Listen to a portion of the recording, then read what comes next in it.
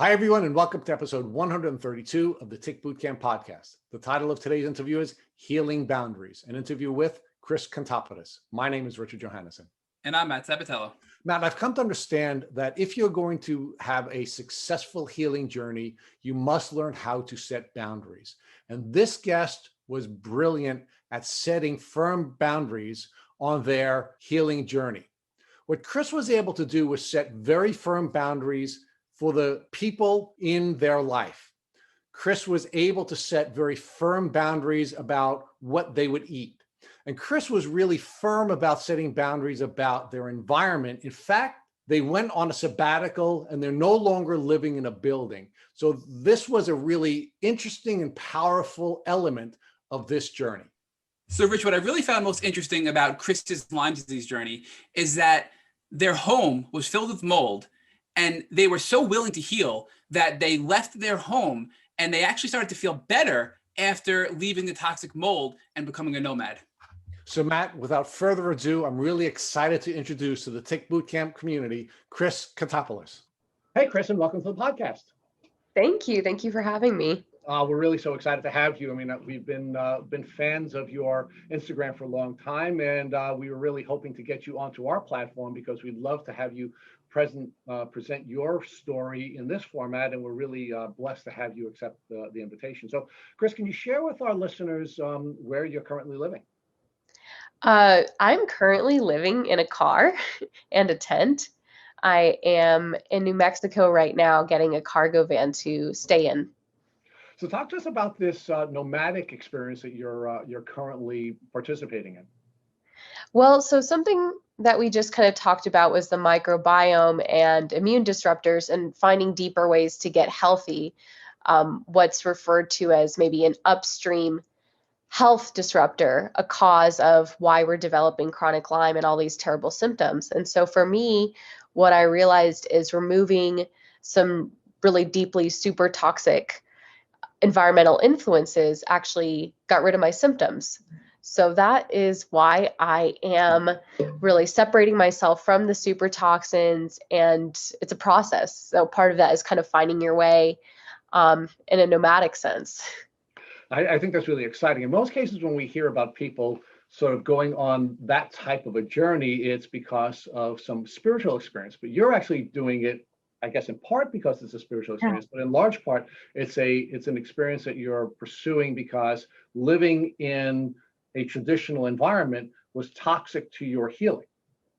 Absolutely. Yeah. And that's something like, I think for a lot of people, they realize that some type of trauma or some type of spiritual experience really weaves into their biological illness.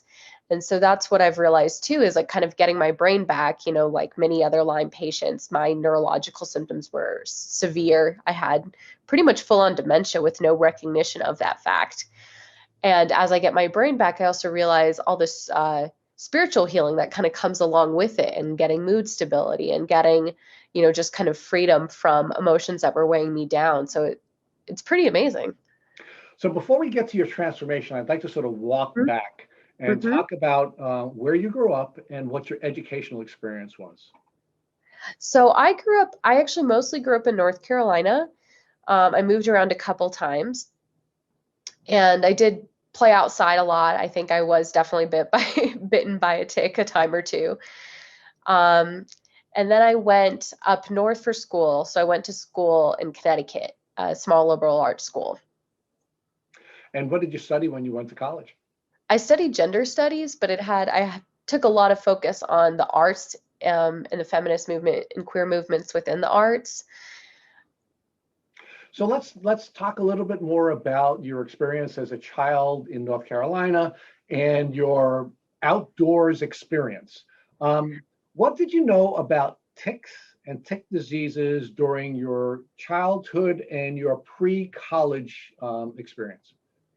I think I had heard that ticks can give a person Lyme disease. I didn't know what Lyme disease was. It wasn't something that was discussed. I think it was like a sentence I'd heard maybe one time in school or something like that. We were not cognizant of it playing outside at all, at all. So Yeah, I mean, I loved being outside. I think that was really good for me. It's just interesting. There's just like no awareness. I want to say, especially in the South, but I'm sure in a lot of parts of the country, there's no awareness of Lyme disease.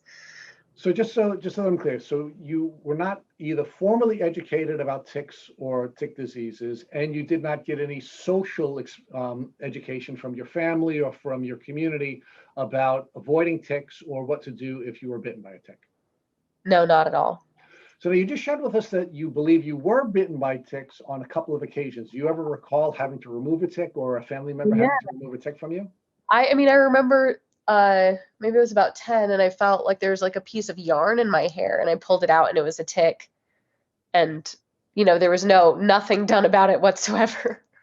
So there was no doctor's appointment. There was no prophylactic treatment at all. You just pulled the tick out and went on your way. Yep. So now, as you were growing up, do you recall having any experiences, health experiences that as you look back, may have been Lyme related? Yeah. So I went through periods where I would say I got sick a lot. And, you don't necessarily know this before becoming a Lyme patient. Once you are, you realize there's a big viral component to everything. Like you're always having to fight out viruses. Actually, something my Lyme doctor put me on was just an antiviral medication just to suppress viruses. So I think I got a lot of viral things, a lot of fatigue, occasional mood instability and neck pain. And I've kind of realized that they're more connected. And I went to the doctor for some sort of extreme thing sometimes. Like I pinched something in my back when I was 14 for literally no reason, and I was down for a week. I went in multiple times to, I think, urgent care because I felt like I couldn't breathe. And so that was just like a very interesting thing is like later, once I had formal treatment for Lyme, I realized that air hunger and rib pain are common symptoms.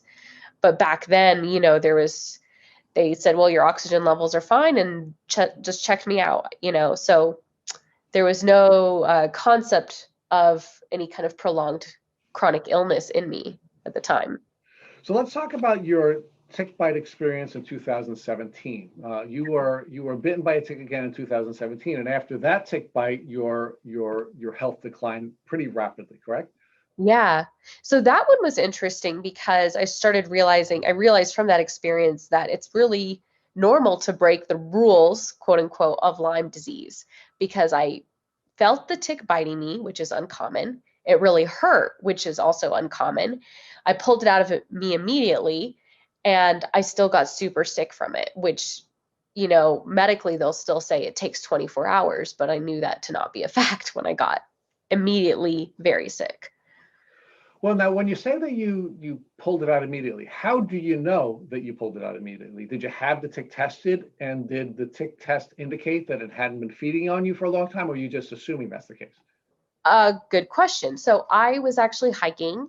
I felt something land on the top of my head. It really, really hurt. And I yanked it and ran, just thinking it could be a spider, it could be anything. And I actually didn't suspect Lyme for about 3 weeks after that. So you in the field, you found this tick biting you in the head, you pulled it out, and then ultimately you started to show your symptoms about 3 weeks later. So Well, sorry, not to interrupt. no, please.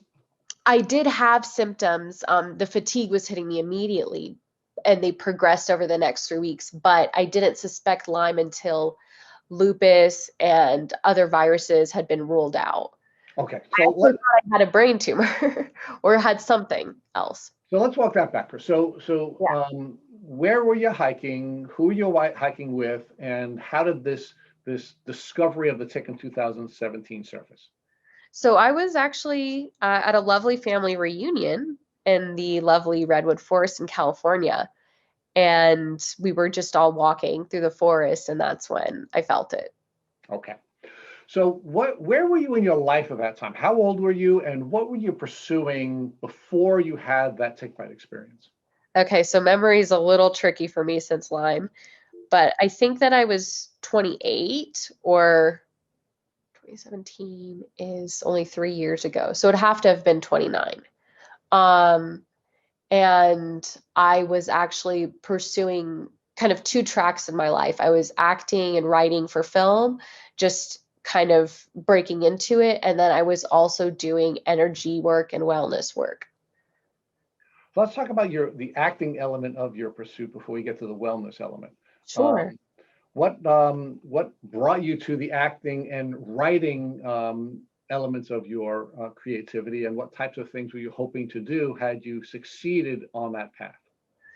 Yeah, so I was actually very actory and dancey and performy as a child, and I realized that was my favorite thing. And I started in school plays in elementary and middle school, and then in high school I had kind of put that aside and become very academic, um, which had some other reasons. But I think it was when I was 27, my cousin passed away, and she was 15 and had committed suicide. And I think for me, that just created this shift of just hearing her spirit talk to me and say, like, why aren't you pursuing this thing that you really want to do? And so technically, to be any artist or really any career and pursue it in your later 20s, people think is absolutely out of this world, but I just knew that I should do it. So talk about what you were specifically doing and how that was developing for you before you were bitten by the tick. Yeah, well, it's interesting because I continued to try to do it even while sick, which is normal. But so actually some of the roles that I had worked up to, I actually got some small roles, but I was doing theater pretty regularly. I was in a play about every month in the Atlanta area. Um, I was on a couple TV shows, I mean, small ones that you wouldn't know, and had a small role in a film, a big studio film, and then did a lot of independent work too. So that, Atlanta has a really thriving independent film scene, a really great community around it. And something that drew me to independent work was just being able to write and tell my story, and to just have that really deep emotional catharsis from sharing stories and community like that. So I also really appreciate your storytelling with the podcast from that perspective.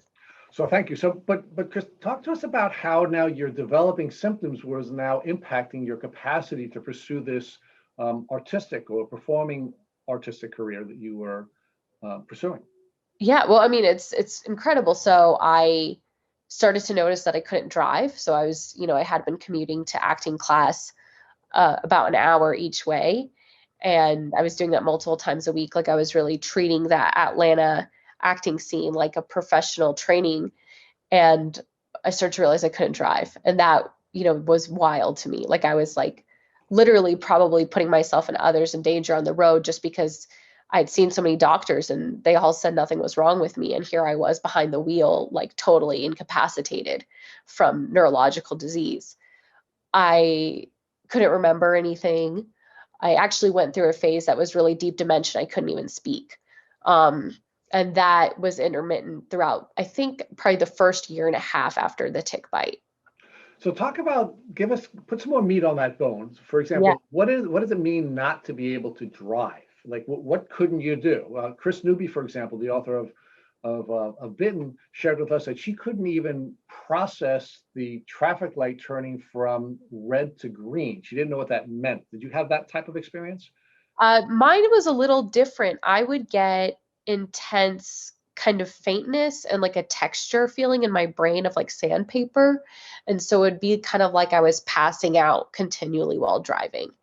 And it was painful, like it really hurt inside of my brain. So it's like one of those interesting things with Lyme because I also hurt a lot inside my bones. And those are things that people are like, well, what does that feel like? Outside of Lyme disease, we've never heard of these things. So now, of course, as a performing artist, you have to have a memory. You have to remember your lines, right? Talk to us about how your brain and neurological symptoms were impacting your ability to serve as a performing artist. I mean, I'd say it became very close to impossible.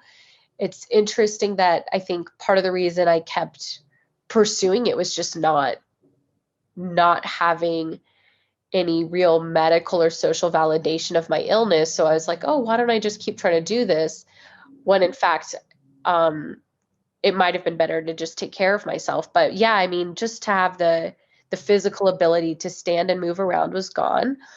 Um, so let me backtrack for a second. When my illness first progressed, I was not getting out of bed or the couch, and my mental incapacitation was so strong that I couldn't form sentences or thoughts. So I couldn't really text or reach out for help. I was living alone, so I would spend days just in a trance-like state, often, kind of barely making it to the fridge or something once a day and just eating something cold. So it was pretty intense. So now you are also on this wellness path at the same time, interestingly. How did the wellness path that you were pursuing help you, or was the developing symptoms interfering with your ability to pursue the wellness path that you were sort of bilaterally on with your acting path? Yeah, well, I think that might have gotten far more sick if I didn't have a wellness path. But I think that the reason that I even had that path was because I had certain immune issues for a long time that were undiagnosed. So I think that I, got sick from mold when I was in college and had all the symptoms, but had no idea what it was and had even seen doctors about it. And they didn't know what it was. And so I think that started to form like throughout my 20s when things weren't going well for me, when I had fatigue and memory issues and body pain that had no explanation. I started to pursue wellness for myself and be like, oh my God, my life has totally changed from lifting weights, from eating differently, from meditation and spiritual practice. And I was like, wow, if my life can change, other people's lives can change too. And unfortunately, I just missed that whole environmental component, just having no understanding that what could actually be throwing me off so bad was living in a toxic building or an area that was just so disruptive to my immune system that I had, all of a sudden developed a very restricted diet, thinking it was, well, this is what, paleo says, or this is what the Whole30 says, this is great. But that might not have been necessary if I had been in a different environment. So that's interesting. So, but it was also interesting is you were probably dealing with Lyme disease before your experience in 2017, and you were already on your healing journey, pursuing that through your wellness studies, and then you Yeah. had this reinfection event. But thankfully, you already had intuitively begun the healing process, correct?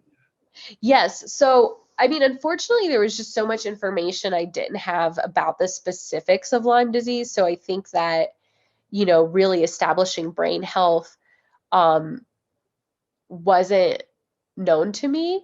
I was doing some anti-inflammatory things, and I think that did help with a really good foundation.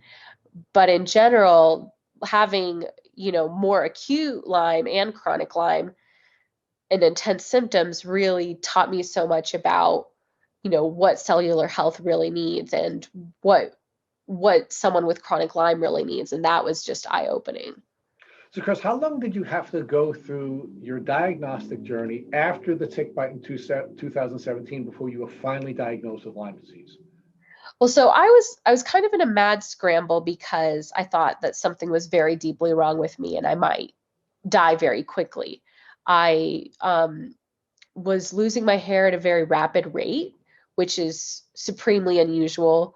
Um, if you've seen my Instagram, you've seen that I have pictures of like the whole top of my head of hair being gone. And that happened, just within a few months. So just, you can imagine being 28 and all of a sudden your hair is just falling out in clumps. And, you can't get out of bed and you can't stand and you can't talk and you can't text and you can't look at a screen. Like when I say that I had dementia, I mean that like a conversation like this not only would have been something I couldn't manifest, but to even hear two other people talking would have been so difficult for my brain that I would have slid to the floor and maybe started crying. Like it was just really hard. And now I think I might have forgotten your question. So, well, let's talk about we're talking about that window between when you had your second Yeah, tick bite in diagnosis. 2017 and now your diagnosis, how your symptoms were developing, and what doctors did you treat with during that time? So I was actually kind of searching like, okay, who should I see for the symptoms that I could draw out as being the most specific? So, chronic fatigue isn't very specific. Body pain isn't specific, but I had a huge twitch in my face and Bell's palsy on the other side, and then the hair falling out. So I was kind of Googling those things, like, who should I go see? Should I go to the ER? Should I go to urgent care? At the time, I had an Obamacare health plan, and I couldn't see a primary care doctor for about 6 weeks with that. Like, they were busy and booked out. So I was kind of like, okay, well, how do I get to a specialist? I have to go to urgent care to get a referral. And I was going to urgent care, and they were running a ton of blood work. And then, someone said, well, maybe an infectious disease doctor. And if we can get into that for a second, that was probably one of the most traumatic things, because he's one of those doctors that is an anti-Lyme doctor. I don't know if I'm sure you've heard about those through all of your interviews. So he was very immediately against me. He dismissed all of my symptoms as being psychological and imaginary. In reference to my hair loss, he suggested that I have trichotillomania. And then I said, well, wouldn't I be aware of it if I was pulling it out myself? And he was like, you could be doing it in your sleep. And I was like, well, then wouldn't it be in my bed and my pillow instead of all around my house? So it was just a very painful conversation. So talk to us about what impact that doctor's gaslighting had on your emotional state. What did that do to your mindset? I mean, I was angry, but it didn't stop me, because I knew that there was something wrong. So I was still pursuing other things. But I was just in such a bad place physically, that to have that happen to me mentally was very unhelpful. Well, that's what I'm asking you to focus on, meaning Yeah. I'm really happy to hear that you were angry, because that suggests to me that you weren't accepting his suggestion that this was a psychological problem. Meaning, did you ever begin to doubt whether or not you were physically ill and just in fact emotionally ill, the way he was suggesting you were? Fortunately, I didn't doubt it, but I think part of that is being, in my later 20s, having gone to therapy, having done meditation work and my wellness work. I was already in a place where I was happy enough with myself. But I think that doctors like that are incredibly dangerous, because I can only imagine if you were a child or a teenager or even any adult that hasn't had either the privilege or the resources to go through work where you really have a lot of confidence in your own beliefs. Those doctors could make you really sick, because they'll tell you to stop worrying about it, to just get on, they'll put you on an opiate for the pain, and then they'll put you on an antidepressant for your craziness, or who knows what others. I mean, I'm sure you've had patients that have been on all kinds of psychiatric drugs had interviewees that have been on all kinds of anti-psychiatric drugs, because the doctors will say there's nothing wrong with you. Oh, but in most cases, and I think you have to give yourself a lot more credit than you're giving yourself, because I don't think it's a function of age or experience. I think it's a function of the relationship that we traditionally have in this country with doctors. We see them as heroes. We see them as the people who are riding in on their white horses. And by the way, we respond very positively as patients to doctors who take that approach. Unfortunately, at least emotionally, we respond positively. But you're right. It is very, very dangerous. And if you don't have the kind of confidence that you had and the type of fortitude, they will take you down that path you just outlined, with treating your symptoms and treating you psychiatrically. So thank God you were as strong as you are. But let's talk about other types of people who were maybe creating challenges for you with coming to a diagnosis. Were there any people in your life who were very much like this doctor, saying to you, it's all in your head, there's nothing wrong with you, you look great, Chris? I'd say it was actually everyone. I want to maybe say there were some exceptions, in the sense that perhaps some people believed me, but they just couldn't help, which I understand. But and my mom was kind, so it was just an amazing situation, though. I think the acuteness wasn't really clear to people. So she was working during the week and drove down during the weekend to drive me to urgent care, because I couldn't drive myself.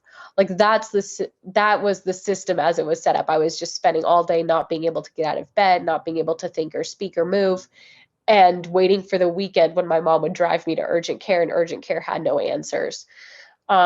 But to speak more directly on your question, yeah, absolutely. I mean, in the acting community, where I had developed relationships with other actors and teachers and working with people, I think I would definitely hear, well, you look great. You must just be stressed because, of course, trying to break into acting is very stressful. And a lot of people do get very stressed and they're like, well, I've lost my hair before from stress, or, just things like that. And I think friends might have thought it was psychological to a degree. I think that after I got sick, I was more aware that there were a couple other people in my community that had Lyme disease and were not from Georgia. So in Georgia, there was just no understanding that Lyme disease is very real. So those couple people were actually from up north. But yeah, for the most part, even the people that I think they felt bad, there wasn't anything set up for like, well, how can we help or what can we do? So how did it make you feel when the people in the acting community who you had developed relationships with were doubting whether or not you were in fact physically sick? I do think that might have made me doubt myself to an extent, even more than just a one-off meeting with a doctor. Oh, sorry, let me plug in. We interrupt this broadcast. It said low power, danger. So I think having people that had known me for years just kind of brush it off was a little bit scary. And I think, that could say a lot about how society isn't really set up to recognize some of these illnesses that, pop up and hit people at any age. Well, because it's more than just societal recognition of Yeah. illness. It's really the nature of intimate relationships, right? I mean, you had intimate relationships with people who were doubting whether or not you were really sick. Yeah, absolutely. I'm sorry. And so tell us about how that impacted your ability to believe whether you were really sick and therefore pursue what you needed to pursue in order to heal. Well, I think part of it is it affected my mood a lot. Like I became depressed. And I don't think my family really understood that I was sick, even though, like I said, my mom went out of her way to help me and they supported me when I couldn't work or couldn't fully function. Like they helped me move, but I didn't have help with things that might have really contributed to my health. Like I really had to figure it out for myself. And I'm sure this is just very common in interviewing people, that a lot of people can't remember their medication or can't remember their supplements, especially with Lyme. I mean, we have these really complicated protocols, take this when you wake up, take this in an hour, take this 20 minutes before you eat, take this while you eat, take this 20 minutes after you eat, take this an hour, take this 2 hours after you eat. It's like throughout the day, you have this very complicated thing. Just taking your supplements and your pharmaceutical drugs is like a full-time job. So just to get back to how that affected me, I mean, it made me scared. It made me scared I was going to die. It made me scared I was going to get more sick. Just because I really needed a lot more care. And then on top of that, I was being mocked. I think there were some people in my life that actually mocked me and laughed at me, when I couldn't push a button, or I said, oh, well, I feel, they said, well, if you can't drive, just take an Uber. And I'm like, well, I actually kind of feel scared when I'm in a very demented state to get into a car. I don't know if I'm getting into the right car. I don't know if I'm being driven to the right place. I was still trying to do my own grocery shopping and I would forget what I was doing in the store. So that was a big challenge. So yeah, I mean, it was really dangerous. Like, I think that I was very exposed and vulnerable to any kind of thing happening to me. So how many doctors did you see between the time that you were bitten by the tick and your symptoms developed until the time that you finally received your diagnosis? I think I wrote in the questionnaire 7. So talk to us about the different doctors you saw and what types of diagnostic challenges you faced with the 6 doctors who didn't properly diagnose you. So, like I said, I was resorting to urgent care. So I think I went to urgent care thrice. And after I went to the same place 2 weeks in a row and they were like, your blood work's coming back fine, I had already kind of figured out just from my own research that I was like, this must be related to that tick biting me. So I was like, you know what? I need to get doxycycline and Rocephin. Well, I didn't know about Rocephin at the time, but I was really determined to go into the next urgent care place and kind of give them some information that would lead them to treat me for Lyme. Okay, so let's talk about that. That's a really important point we have to stop and focus on. So Okay, sure. you have the tick bite, you go to two separate urgent care doctors, they're telling you that there's nothing wrong with you, and you somehow come to the conclusion that you need to make sure that you're providing your next doctor with information about the tick bite. What triggered that decision to share the tick bite information with the third doctor that you didn't share that information with the first two doctors?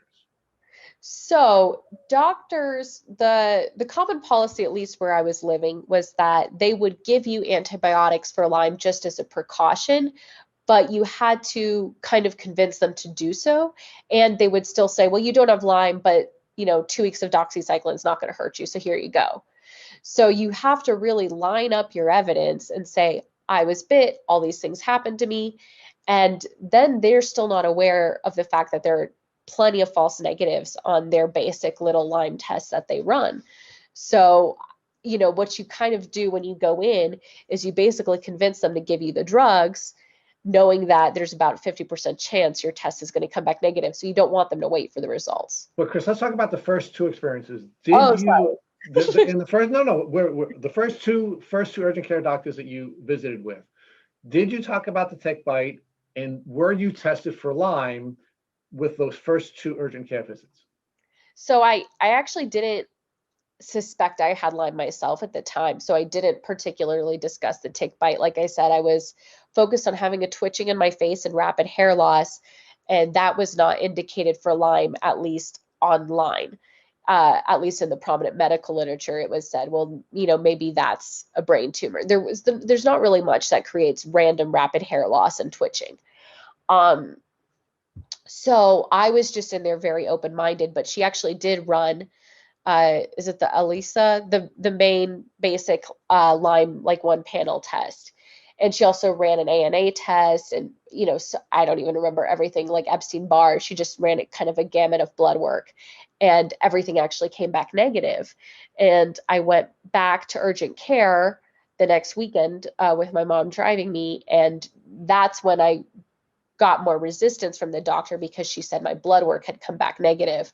So even though my symptoms were actually progressing, because there was negative results on the blood work, she basically was refusing to treat me for anything at all.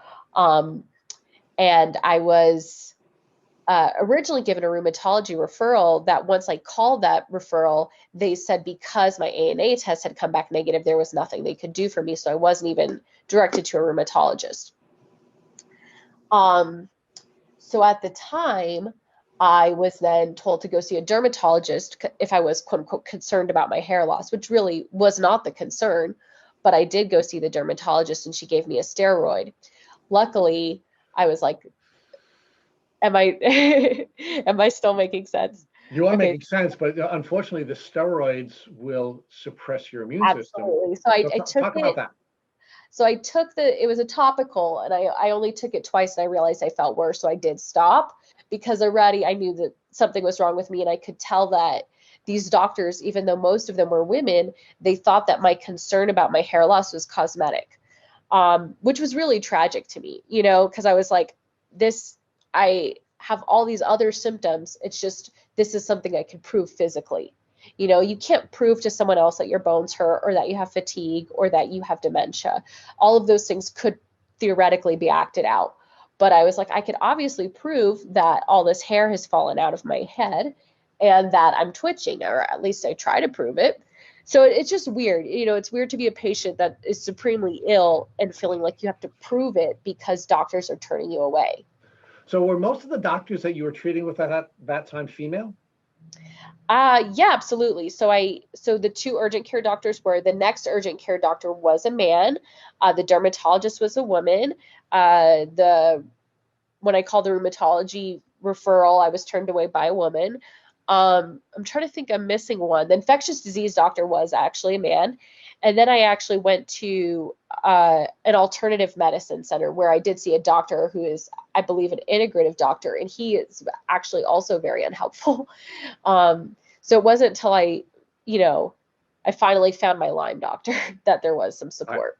So I'm going to ask you to put on your gender studies hat in a minute, but Mhm. let's stay with the point with you finally deciding that you had to ask your healthcare professionals to explore Lyme with you.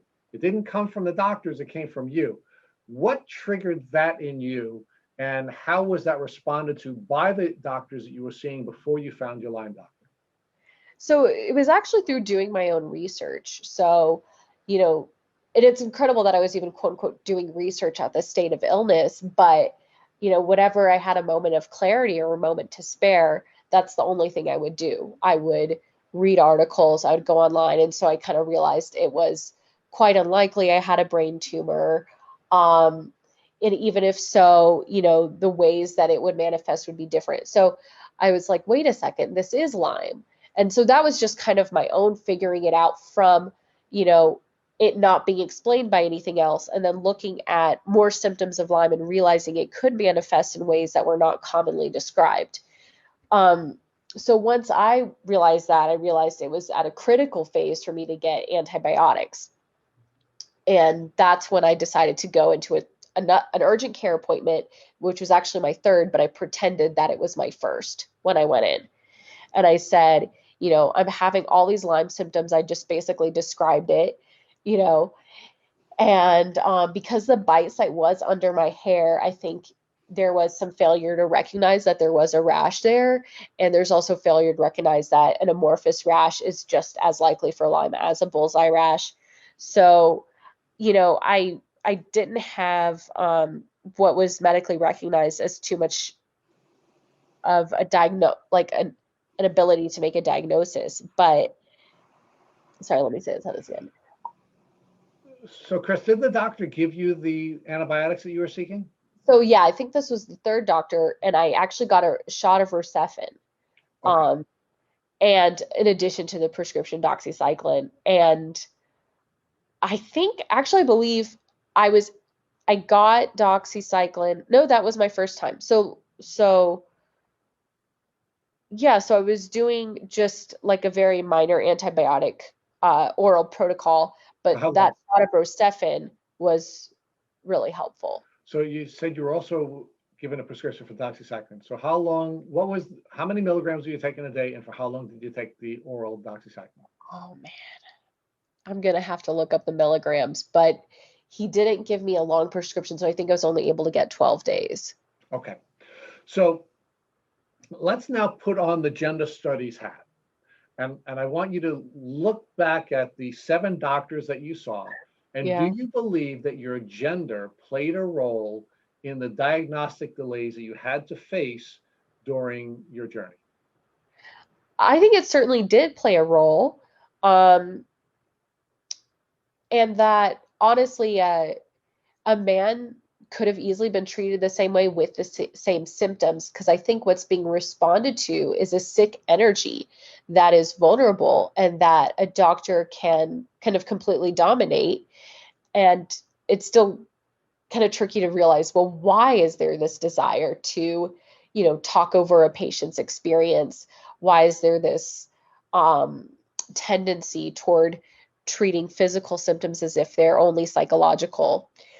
But I do think that uh, patients who are men get a lot of that same treatment, and it's because it's still gendered, because what it is that when you're vulnerable, you're being talked over, you're being suppressed.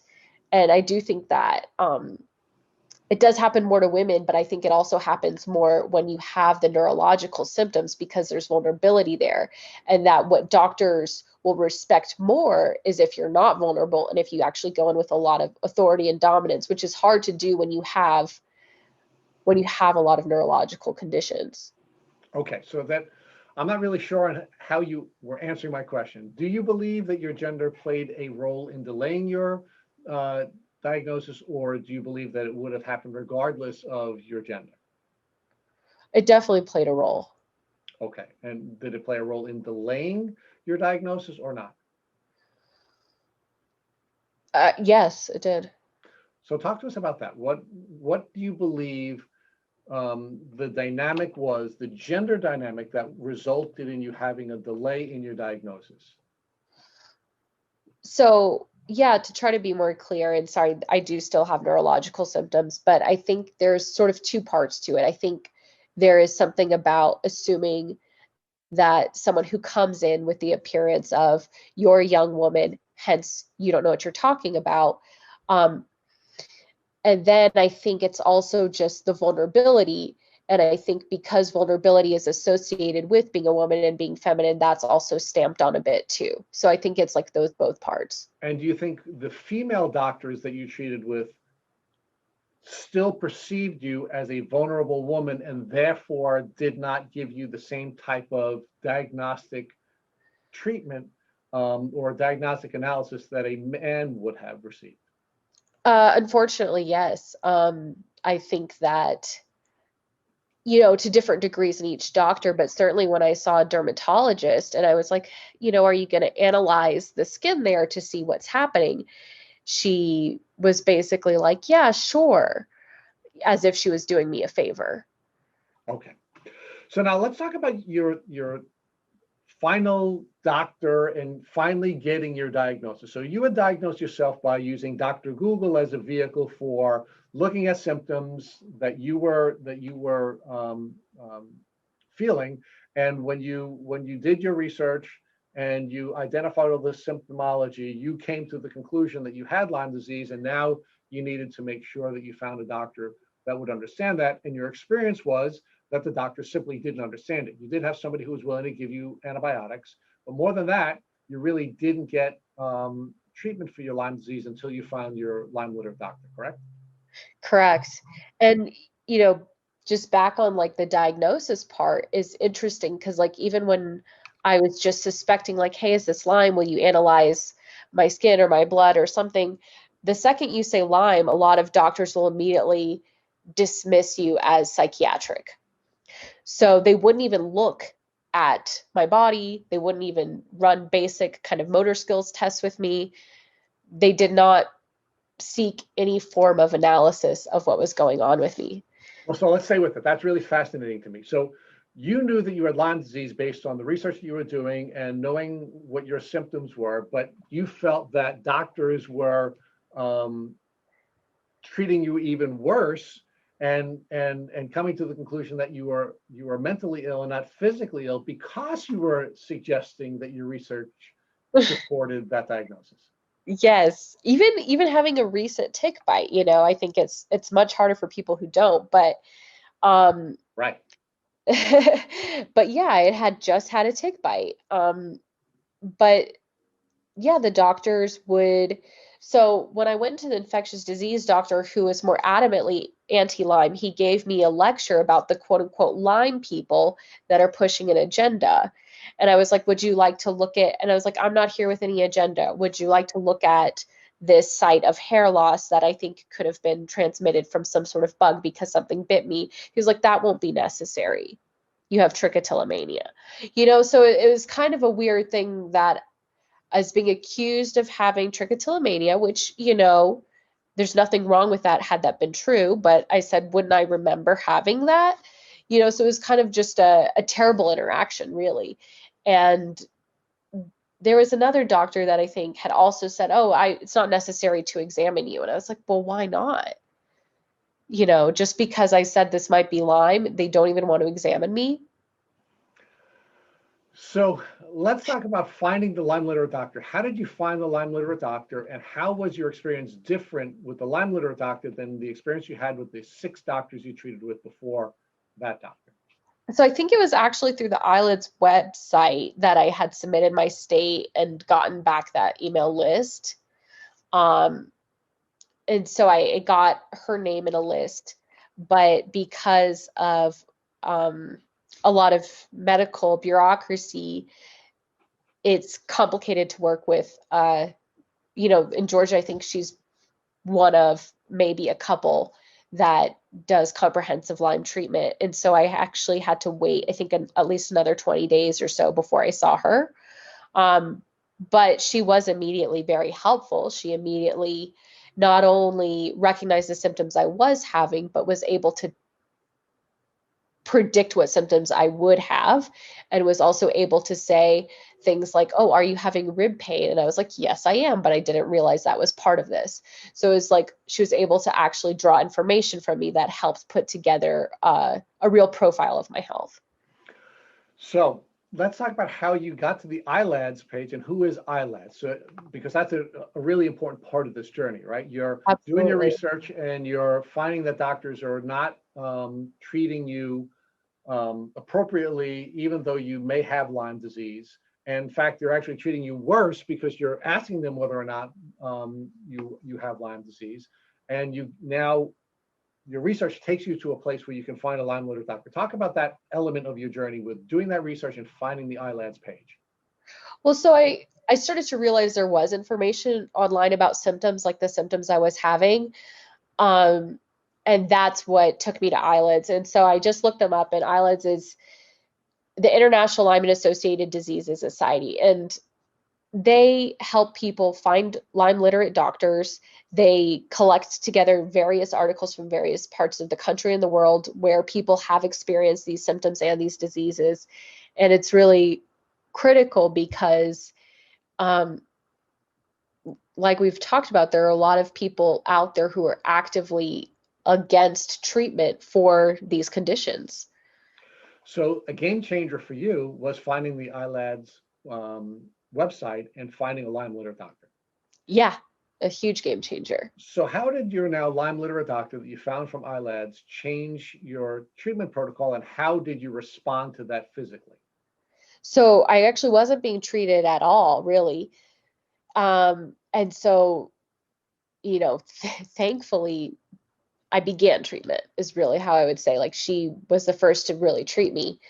And it was amazing because I was just so unwell that the treatment did require a lot. And luckily, sorry, let me try to put this in a simpler sentence. Basically, as soon as I started treatment, I saw that my cognitive decline stopped. And that's what was really important to me, because I was declining rapidly and I was scared that I wouldn't be able to come back. And a lot of people have actually gone through that. So when I got the antibiotic protocol and the supplement protocol, what started happening was that I could see that my body actually was able to start fighting back against the disease. So Chris, let's focus on that. What antibiotics were you given initially, and what supplements were you given that allowed you to get to the point where you stopped declining cognitively? Okay, now I wasn't expecting that question. I might have to pull it up. Cefdinir was a big one. So I was immediately rotating 3 antibiotics, and I'm sorry that That's okay. Yeah. so many. We don't need you to do research on that or even look it up. Just tell us what you remember. What you What I remember, the 3 antibiotics Yeah. and what. So absolutely. So I was basically taking 2 different antibiotics twice a day and then one once a day. And it was sort of the pulsing framework where, for 2 weeks, you're going to do something, then you're going to phase one out and introduce another one. And I was put on, in terms of the supplements, it was definitely a lot of stuff I had never heard of. And that also changed a lot throughout time. But then also just some basic vitamins were included. And it was very overwhelming. I mean, immediately I had a cabinet full of drugs that I never had before. Like, even as a wellness person, I was very simple. I did herbal tea, I ate well. And all of a sudden, this was just brand new to understand that my illness actually required all of these things just to try to maintain a basic human function.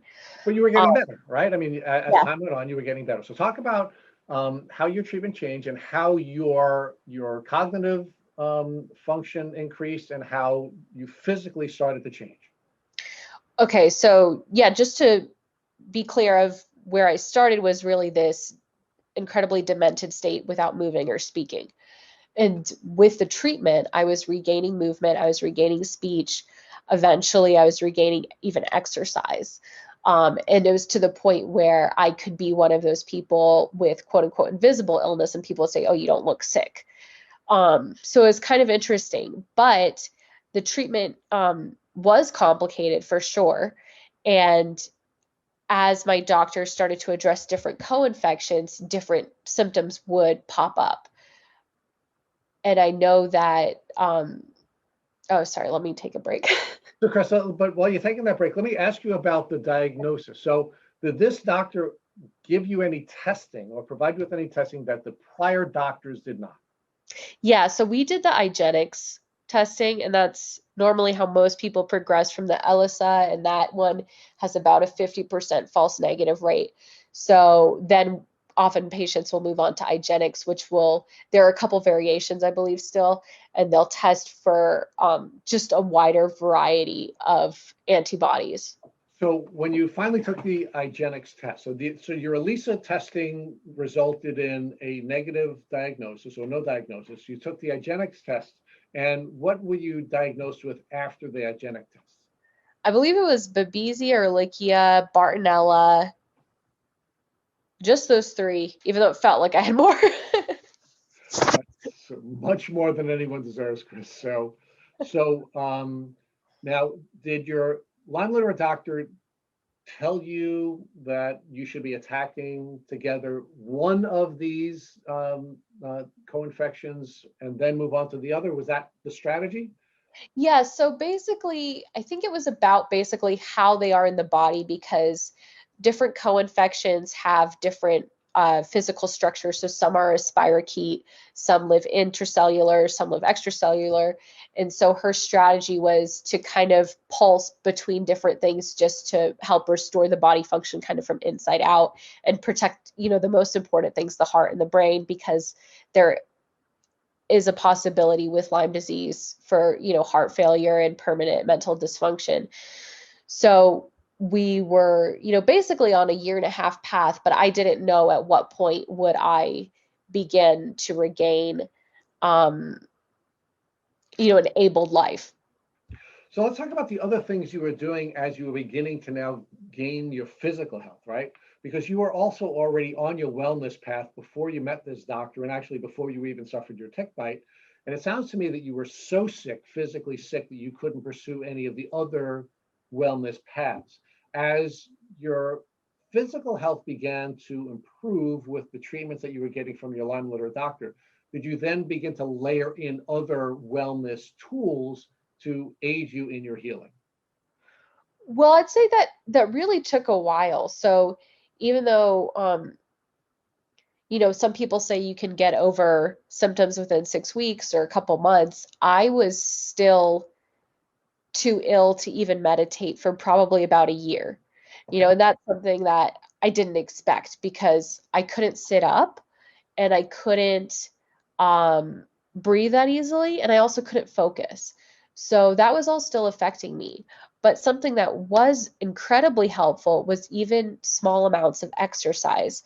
And that's very complicated with chronic illness. It's always like a dance, because you say, okay, I can only do 10 leg lifts, and that's all I can do for exercise. But if I were to even do that, it would help me. So even with what's PEM, post-exertion malaise, like even with having exercise intolerance, exercising from the wellness perspective was incredibly helpful, because the movement and what it did to my body overall had a gradually improving effect. So where are you today? How far along are you? And how long did you have to treat with the Lyme litter doctor before you got to the point where you are today? So I worked with her, I think, to the point where my infections were really in control. They don't really leave the body, they're just in control. But I was still having some strange symptoms, particularly the Bartonella symptoms, like the bone pain. And I was realizing that that could be triggered by inflammation. And so that's what drew me to where I am today, to really just heal my immune system from the inside out, to remove myself from environmental toxicity to the degree that it's even possible. So one of the things that I find really powerful about your story is, although you were really, really sick physically, you always had the proper mindset to continue to pursue a healing path. So talk to us about your mindset and how you were able to keep your mindset in a place that it needed to be so that you could go on your healing, your physical healing journey. Yeah, I think that was definitely a blessing to just have the mindset to want to get better and to believe in it. And I think, part of it's maybe a little bit of personality, just being independent and feeling like, okay, I'm in this and this is my job. I have to do this. I have to trust myself. And I think that probably befalls so many Lyme patients who have had negative experiences with the medical establishment is we're responsible for ourselves to a really large degree. And we have to be motivated. We have to know that that's what we need to do for ourselves. But give us a little bit more about how you were able to stop all of the different doubters in your life. Meaning, how did you set boundaries in your own mind so that your own mind wouldn't betray you? And how did you set boundaries for the people who were intimate and even the people who are a little bit further outside of your intimate sphere, like doctors, so that they wouldn't stop you from believing that you were sick and pursuing this healing path? That's a great question. I created some distance. I think distance was really healing for me, even though it was at times not great, but having distance in the right circumstances is essential. So, I could have potentially moved in with a family member who didn't believe in my illness, or just gone the psychiatric route and treated myself that way.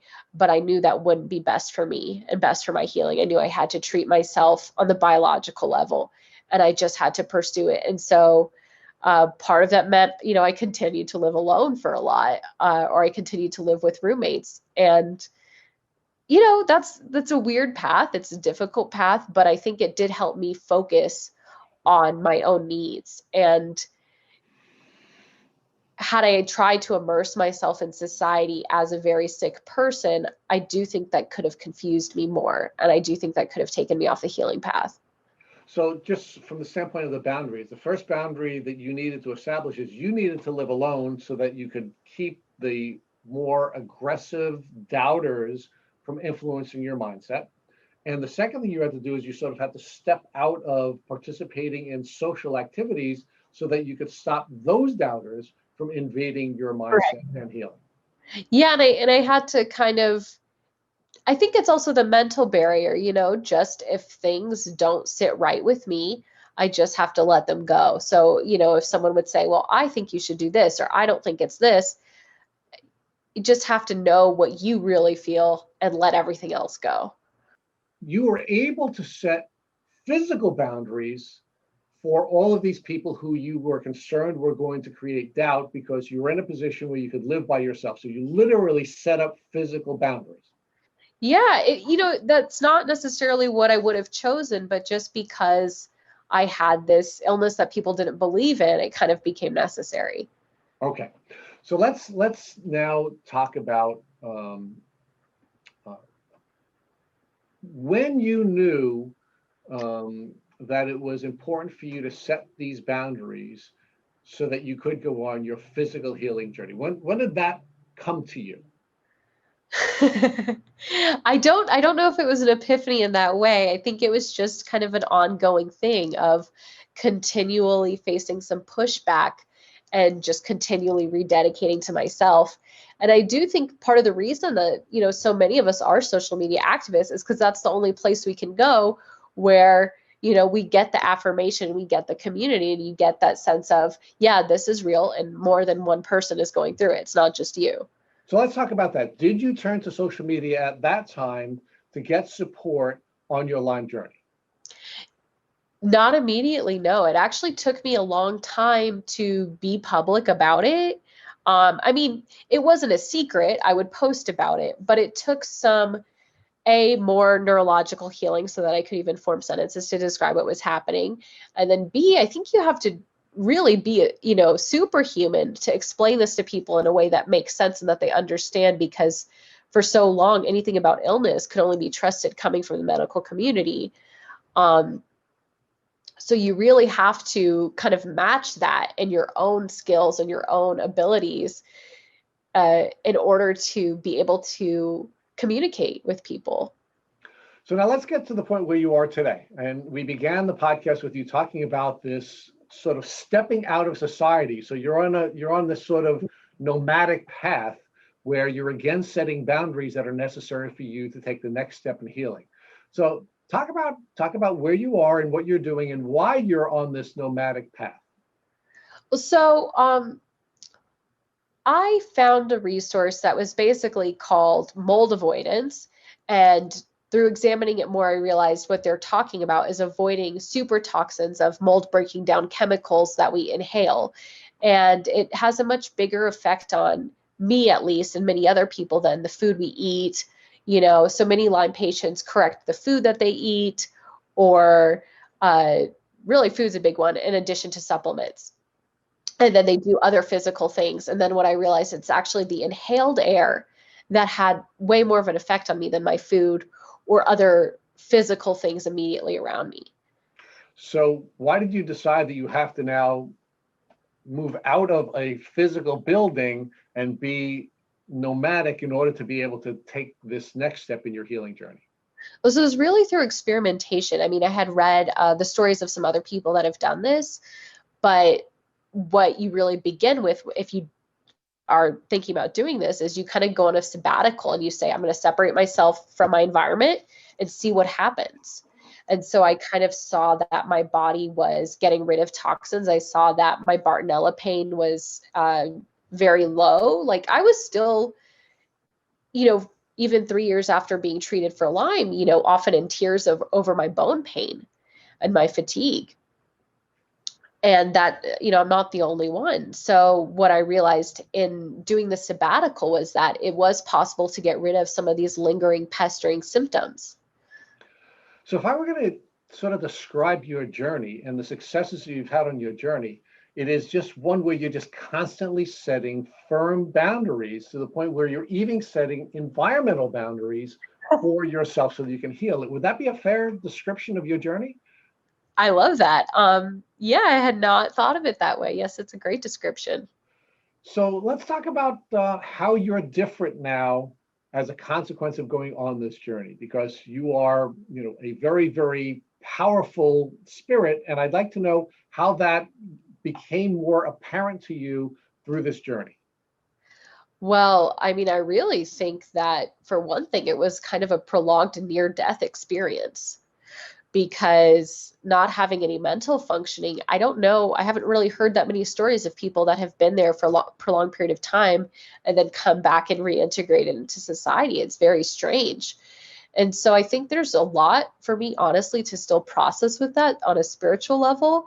I think it draws me in more to listen to myself and to listen to a higher power, because it's really an extraordinary experience. So talk about how this has also transformed you into now an activist in a way that I don't think you probably would have imagined prior to your tick disease journey. So what's inspired you to now step out of all of these sort of nomadic boundaries that you set for yourself and now become a social media activist where you're trying to help other people on their journeys? I think it's, partially empathy and then partially just knowing what happened to me. So when things were just so hard and there was really no resources, no hope, and I just had to kind of accept what little help I had, I want to support other people who are in that place. Like, I think with illness, it's very common to be in a lost place, particularly if you don't already have a really great social support team in your life. And even sometimes if you do. So I'm inspired to be a social media activist to help people not feel alone, to help connect people with resources, and that in the cases where someone's health can be transformed through treatment, I want them to have access to that. I think it's important, sorry, go ahead. And you're an absolute blessing. And the way you're doing the work that you're doing is an absolute blessing to so many people. So I'm going to ask you our final question, which is, if somebody who you are in contact with on social media called you and asked you what they should do with a tick that was biting them on their leg, what advice would you give them so that they wouldn't have to go on the terrible journey that you've had to go on? So it's a lot. So I would say to pull it out, save the tick, go to a doctor, get on the antibiotics, and then also start the supplements and find someone Lyme literate to work with. And then also, plug in immediately to things like Tick Bootcamp podcast, where you can get information, support, and resources, because it really is out there. And I think if you have the information, support, and resources from the beginning, you are far less likely to decline into the kinds of physical and cognitive symptoms that so many of us get. Thank you for listening to the Tick Bootcamp interview with our guest, Chris Kontopidis. To our listeners, we have a call to action. First, if you'd like to learn more about Chris Kontopidis and their tick disease journey, please visit their Instagram page at chris.adrian_. Second, if you enjoyed this episode of the Tick Bootcamp podcast, please share with your friends by using the social media buttons you see at the bottom of the post. Third, Tick Bootcamp has created a Tick Bite Blueprint that has been inspired by the information that has been shared with us by past podcast guests. We urge you to visit our website at www.tickbootcamp.com to view the blueprint. Please note we would appreciate any input or improvements you would like to offer. Fourth, don't forget to subscribe to this podcast on iTunes, Google Podcasts, or Spotify to get your automatic episode updates of our Tick Bootcamp podcast. And finally, please take a minute to leave us an honest review and rating on iTunes or our website. Thank you for listening.